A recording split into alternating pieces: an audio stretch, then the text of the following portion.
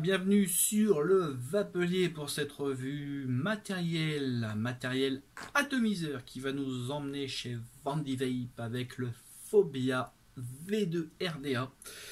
Un atomiseur, un dripper pardon, que vous retrouverez au prix de 35,90 environ, voilà. Et donc comme d'habitude on va voir en plan serré parce que le déballage et le montage des cols, tout ça.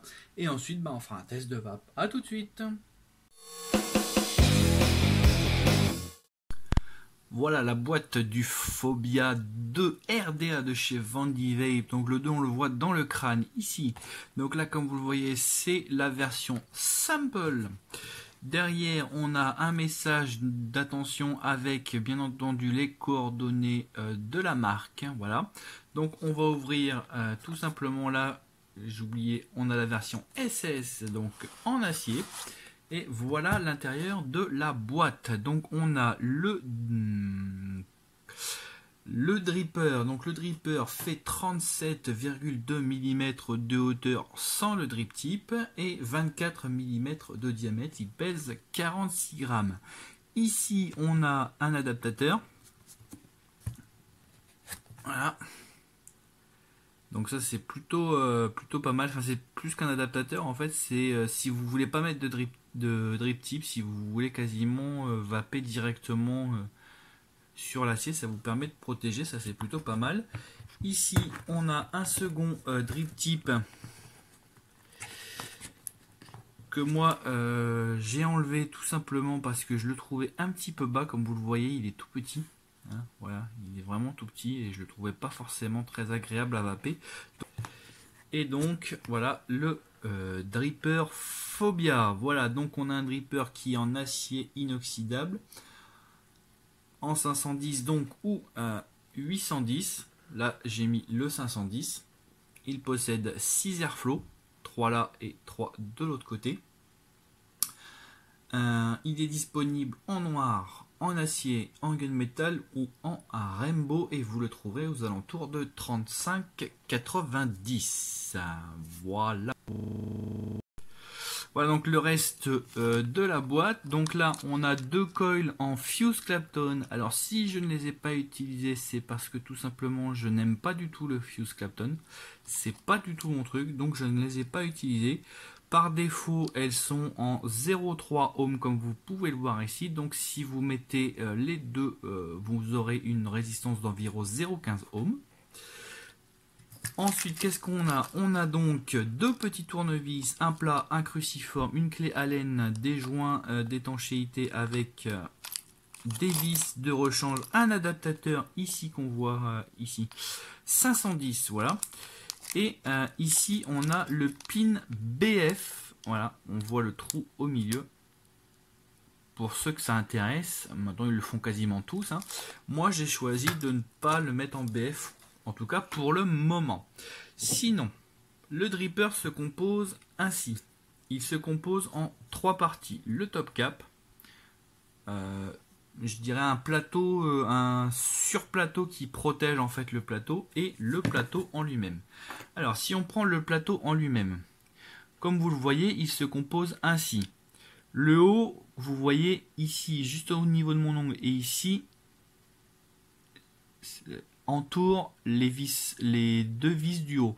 Alors les deux vis du haut, celles qui sont entourées par cette matière, ce sont les plots positifs et cette matière c'est le pic, voilà. Donc en dessous, nous avons les plots négatifs.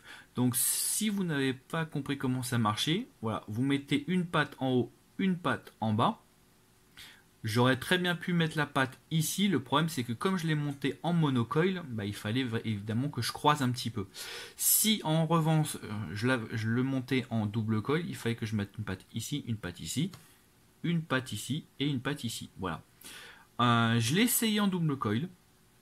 Je l'ai essayé en monocoil, je l'ai décidé de le laisser en monocoil parce que je le trouvais un petit peu meilleur. Voilà, tout simplement. Donc comme vous pouvez le voir, on a une belle cuve. Elle est plutôt pas mal. Donc justement, on verra tout à l'heure quand on le cotonnera, comment il faut le cotonner.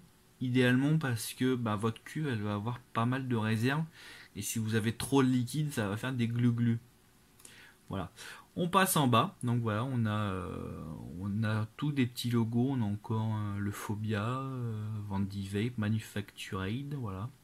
On a aussi le design, donc c'est Alex Vapors, voilà.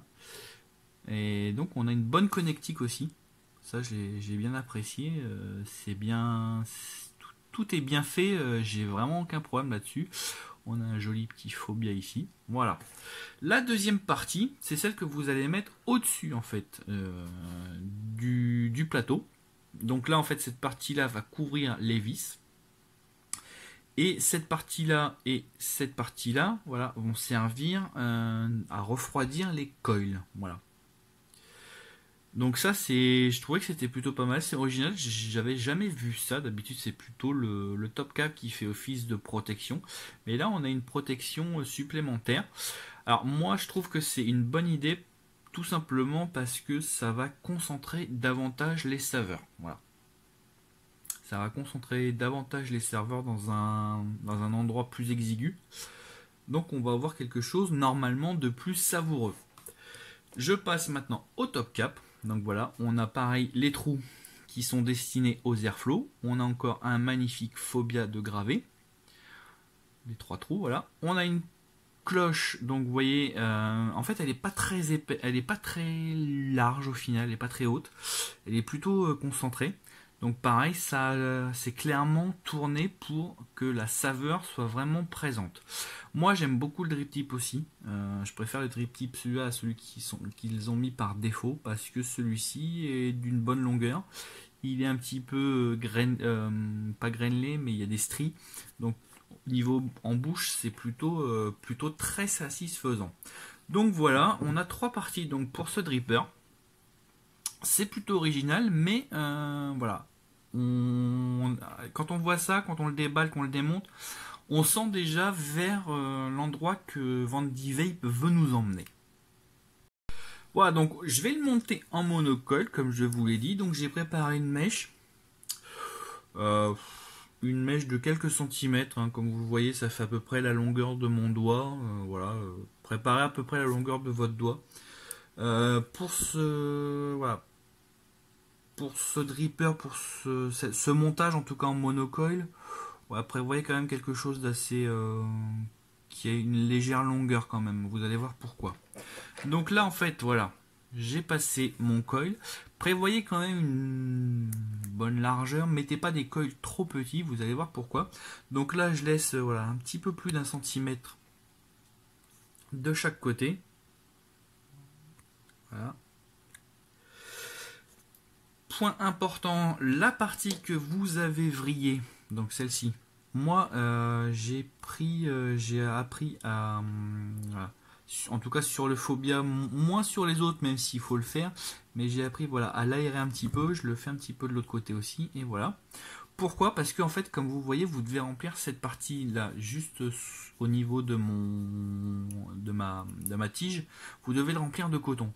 Voilà, il ne faut pas non plus que cette partie soit trop inondé en liquide si vous n'avez pas mis assez de coton, parce que sinon ouais, vous allez avoir des glouglous. Donc là moi je relève à l'aide de la pince pour faire passer le bord sous le coton, et voilà, après ça je le dépose dans la cuve. Voilà, en fait l'idée c'est que voilà, elle doit faire le coton doit remplir un maximum la cuve. D'où l'intérêt de l'aérer. Donc là je fais pareil, voilà, je le passe en dessous, hop, je repique et hop, toc dedans. Comme ça vous avez quand même un bon morceau de coton dans la cuve, et du coup vous risquez pas d'avoir trop de coton, trop de liquide dans cette même cuve et venir faire un risque de glou-glou. Voilà. Alors l'idée après c'est évidemment de mettre du liquide. Vu la forme du plateau, hein, il n'y a pas vraiment de bord sur ce plateau comme vous le voyez. Donc l'idée en fait c'est de mettre cette partie, la seconde partie qu'on a vue tout à l'heure, autour. Voilà. Donc là vous essayez de centrer. Il faut en fait que les airflows soient en face du coil. Donc vous appuyez, c'est maintenu par des joints. Là vous avez entendu un petit clac, c'est que c'est bon.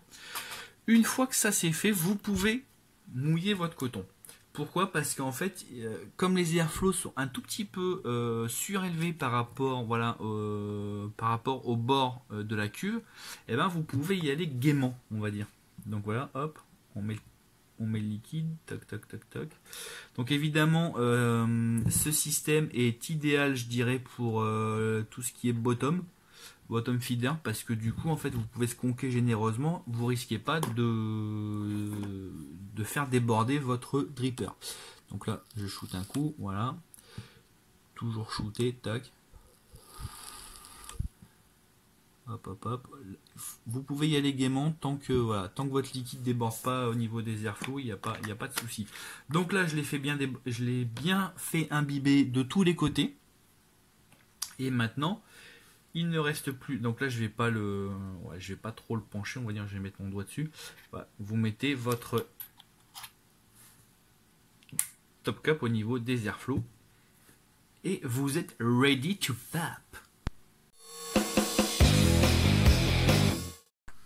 Voilà, donc un montage un petit peu particulier. La première fois que je l'ai eu en main, j'étais un petit peu surpris. Je voyais pas, je me disais les vis sont cachées, mais comment on les sort de leur cachette? Ouais, c'est un petit peu particulier. Je dirais que pour un débutant, c'est assez chiant, hein, à voir, à comprendre. Mais une fois par contre qu'on a monté, une fois qu'on a tout fait, après ça marche, il n'y a pas de souci. Alors là, je suis donc sur une résistance de 0,26 ohms. Je peux augmenter la puissance. Voilà, je vais me mettre à 53 watts. J'ai les airflows ouverts à fond de balle. Et c'est parti.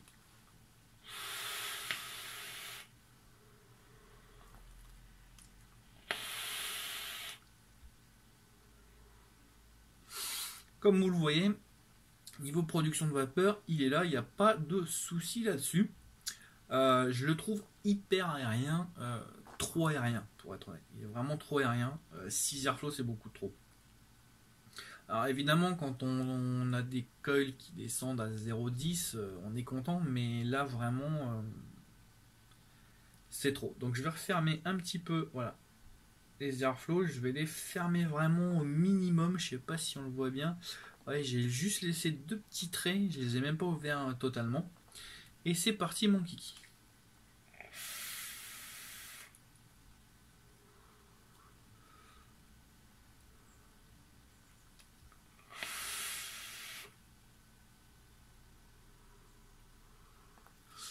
Donc là, on a un tirage beaucoup plus serré.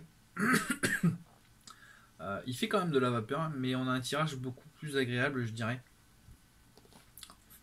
Tout dépend bien sûr de ce qu'on préfère. La grosse différence aussi, c'est au niveau des saveurs. J'avoue avoir été assez bluffé, hein. Il a une excellente restitution de saveurs. Franchement, je m'attendais pas à ça.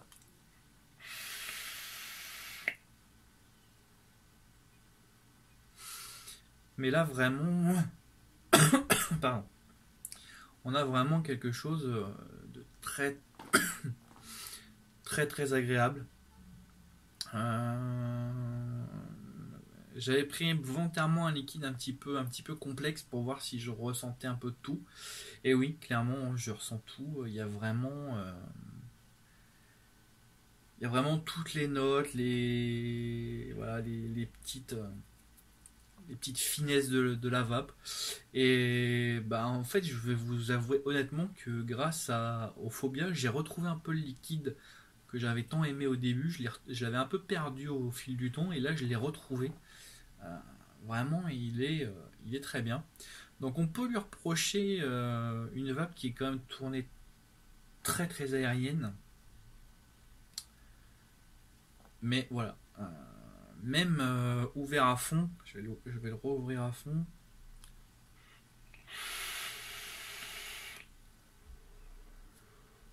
Même là, je sens encore les saveurs, quoi. Donc il est très aérien, c'est vrai, mais voilà, il est tourné saveur. Quand je vous montrais la cloche, elle est vraiment très rapprochée au final.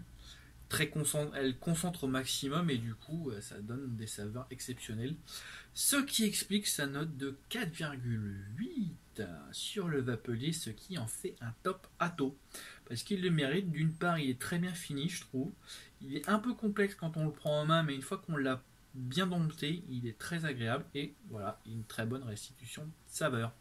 Voilà, voilà. Et bien sur ces bonnes notes, je vous dis à bientôt et on se retrouve pour de nouvelles aventures.